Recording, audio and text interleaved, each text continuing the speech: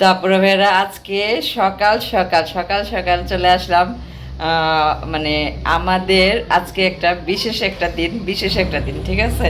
তো আজকে আমরা ইফতার করব ওইটা উপলক্ষে, ঠিক হচ্ছে মাসকালার ডাল। এটা মাসকালার ডাল, এই কাপ দিয়ে মেপে এখানে দেওয়া হয়েছে মুসুর ডাল, মুগ ডাল, তারপর হচ্ছে খেসারির ডাল, ছোলা বুট, আর হচ্ছে এটা ডাবলি বলে, হ্যাঁ ডাবলি, তারপর হচ্ছে অ্যাঙ্কারের ডাল, আর হচ্ছে পোলাওর চাল, ঠিক আছে। একসাথে মিক্সড করে রাখা হয়েছে একদম এই কাপ দিয়ে মেপে, হালকা টেলে দেওয়া হয়েছে, কারণ মুগ ডাল টাললে ওইটা ফ্লেভারটা আসে, ঠিক আছে। এগুলো ব্লেন্ডারে আধা ভাঙা করা হয়েছে, এই যে এরকম আধা ভাঙা। এটা হচ্ছে হালিমের জন্য আধা ভাঙা। জানেন না বাজারে যে কি পরিমাণ হালিমের দাম, ঠিক আছে। কি দরকার আছে তার মনে হয় অল্প কিছু টাকা খরচ করলে আমরা বাসায় সুন্দরভাবে হালিম বানাতে পারি, তাই না? তো কি জন্য আমরা বাজার থেকে কিনে খাবো বলেন তো এত টাকা দিয়ে? পানি দিয়ে ভিজিয়ে রাখতে হবে, আর এটাকে 1 ঘন্টার মতো ভিজিয়ে রাখতে হবে। 1 ঘন্টা। কিন্তু অনেক মশলা লাগে বাজারে হালিম, এমনি এমনি কিন্তু মজা হয় না, তাই না? ওনারা অনেক কিছু দিয়ে তারপর রান্না করে। তো আজকে আমি নিয়ে নিচ্ছি হলো 16 পদের মশলা নেওয়া হয়েছে, ঠিক আছে। তেজপাতা, শুকনো মরিচ, তারপর হচ্ছে জয়ত্রী, ধনিয়ার গুঁড়া, তারপর হচ্ছে এটা হচ্ছে রাঁধুনি।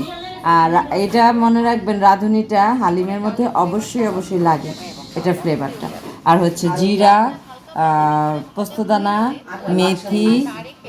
মেথি, সরিষা, তারপরে হচ্ছে মৌরি, বাদাম, স্টার মশলা, এলাচ, লং, এলাচ, জয়ফল, আর হচ্ছে এটা দারচিনি, ঠিক আছে। এগুলো লাগতেছে। ও সাথে তো আরও আছে, ওইটা হচ্ছে হলুদের গুঁড়া লাগবে, একটু মরিচের গুঁড়া লাগবে, তারপর হচ্ছে যে একটু রুটি। আজকে আমাদের হালিম রান্না, আর হচ্ছে নান রুটির জন্য। তারপরে ভেড়ে এখন এই যে এই মশলাগুলো আমার সুন্দরভাবে দেখেন টেলে ফেলছি, সব একসাথে ছোট ছোট করে রাখছিলাম না, একটু একটু করে সব একদম টেলে ডালছি। ডালার পর এত সুন্দর একটা গন্ধ বেরোইছে। তারপরে এখানে হচ্ছে গোলমরিচ, না গোলমরিচ গুঁড়া আর টেস্টিং সল্ট, গোলমরিচ গুঁড়া আর টেস্টিং সল্ট দিয়ে এটা এগুলিরে সব এখন একসাথে মিক্সড করা হবে ব্লেন্ডারে মিক্সড করব। বিট লবণটা দিয়ে নিলাম সাথে, 1 চামচ বিট লবণ দিয়ে নিলাম। তো এটারে আবার ব্লেন্ড করা হবে।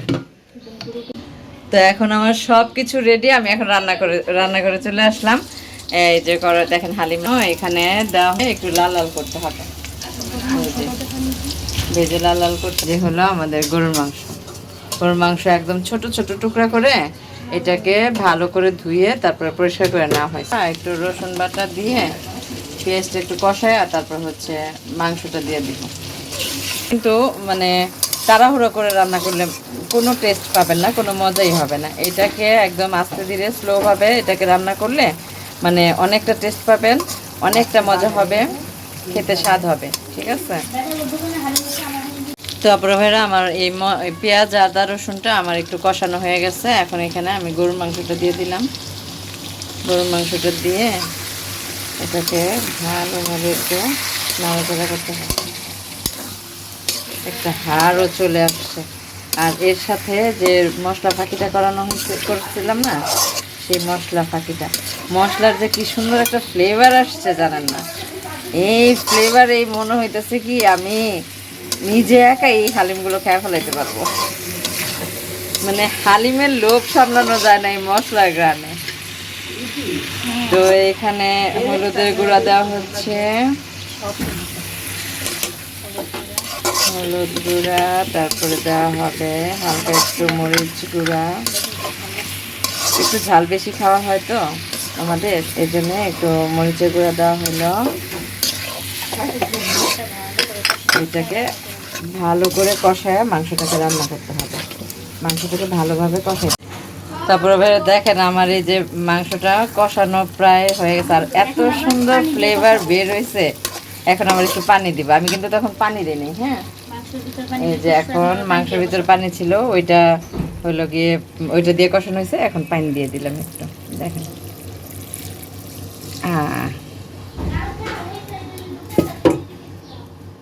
আমি তো গ্রানটাই বলতে পারতেছি না, এত সুন্দর গন্ধ বাইরেছে, মনে হইতেছে এখনই আমি খাই ফেলাম, কিন্তু তো সম্ভব না, রোজা না।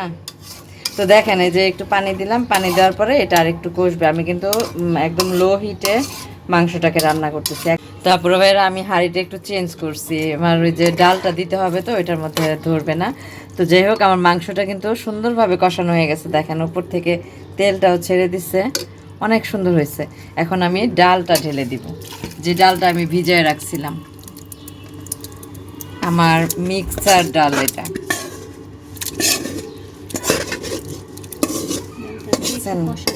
এইটা দিয়ে কষাইতে হবে। ডালটা ভিজানোর পরে কত ফুলছে দেখেন, চাল ডাল একসাথে মিক্সড করা হয়েছে না, এটা অনেকক্ষণ ভিজিয়ে রাখছিলাম, প্রায় দুই ঘন্টার মতো ভিজিয়ে রাখছি। তো কত সুন্দরভাবে ফুলছে জিনিসটা, কত সুন্দর দেখা যাচ্ছে, তাই না? তো আমরা যদি বাসায় হালিমটা রান্না করে খাই না, অনেক তৃপ্তিভাবে অনেক মজা করে খাওয়া যাবে, একসাথে অনেকগুলো প্লেট বানানো যাবে, আর অনেকগুলো মানুষ অনেক তৃপ্তিভাবে খাওয়া যাবে।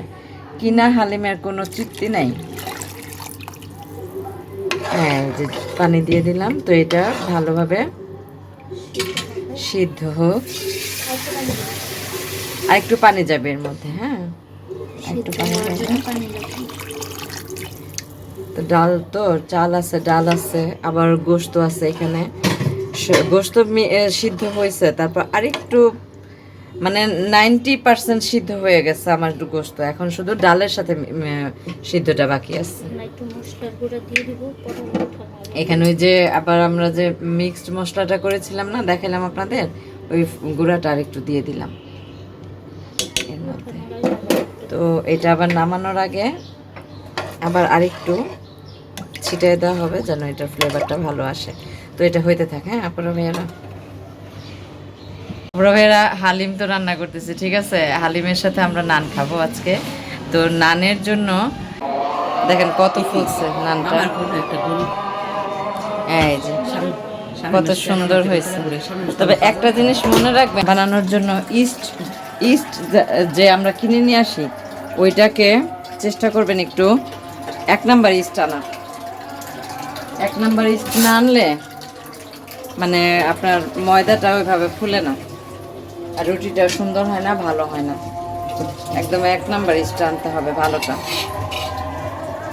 আনতে হবে। দেখেন আমার নানটা সুন্দর ভাজা হয়ে গেছে, একটু দেখাই। এই যে সুন্দর ভাজা হয়ে গেছে, এটাকে এখন নামায় ফেলবো। কত সুন্দর হয়েছে, আর গন্ধটাও সেই রকম বেরোয়েছে। চাইছিলাম বাটার নান বানাইতে, হ্যাঁ, কিন্তু সময় কুলায় উঠতে পারবো না, এই জন্য আর বাটার নান বানাইলাম না।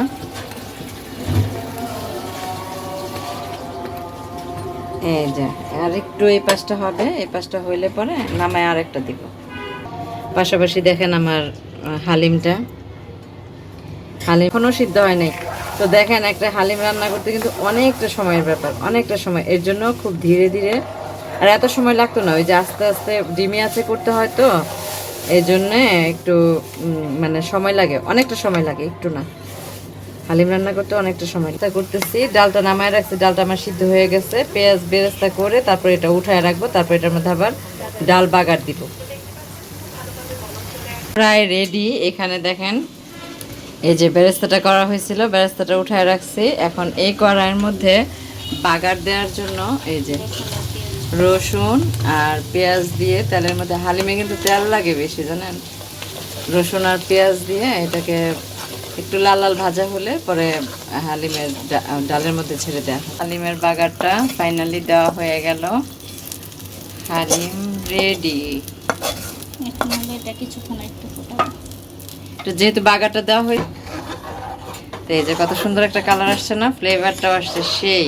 আপনাদের আরেকটা জিনিস দেখাই, হালিমের সাথে দেখেন সালাদ না হইলে কি আর হয়, এই যে শসা, তারপর হচ্ছে ধনেপাতা, লেবু, আদা কুচি, আর হচ্ছে কাঁচামরিচ দিয়ে নিছি, এটা হচ্ছে হালিমের সাথে খাওয়ার জন্য। তারপরে বেরা আজকে আমাদের ইফতার হচ্ছে হালিম আর হচ্ছে নান রুটি। তারপরে আপনারা দেখেন আমাদের আমাদের আজকে হালিম আর হচ্ছে নান রুটি এত টেস্ট হয়েছে একটু খাই হ্যাঁ মেরে খাও